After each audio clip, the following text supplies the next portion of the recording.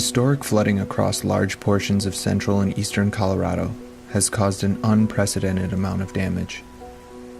Along with the rise in water levels came elevated concern over the tens of thousands of frack wells that scar the region's landscape. In one of the hardest hit areas, Weld County, there are over 20,000 frack wells alone. This satellite image faces west up the South Platte River toward Greeley, Colorado. Illuminated in red are some of the frack wells. Limited by resolution and the extremely clustered positioning of wells, each circle is marking between 1 and 20 wellheads. Right now, it is impossible to assess the environmental and economic impacts of this disaster. However, anti-fracking activists and residents in Colorado are claiming that there is a media blackout on the story of damaged frack wells and fracking infrastructure. In Colorado, there are only 20 inspectors for over 50,000 high-volume fracking wells.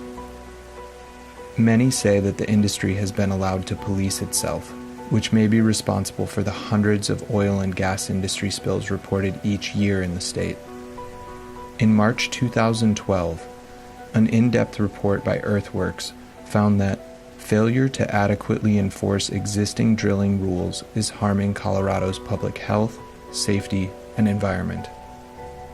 This failure falls upon the shoulders of the Colorado Oil and Gas Conservation Commission, the department responsible to, quote, foster the responsible development of Colorado's oil and gas natural resources.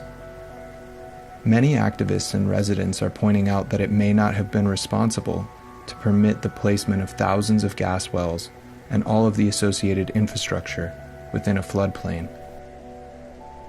As of Monday, September 16, 2013, there are a large number of photographs and reports of overturned liquid storage tanks at flooded frack sites, as well as multiple ruptured gas and oil pipelines.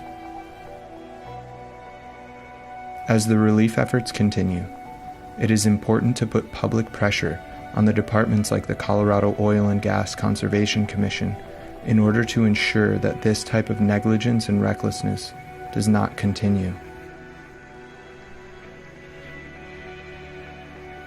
As climate change begins to make weather patterns less predictable and extreme weather events more common, it is imperative that we prevent fracking and all other forms of extreme extraction from coming into the bioregions in which we live.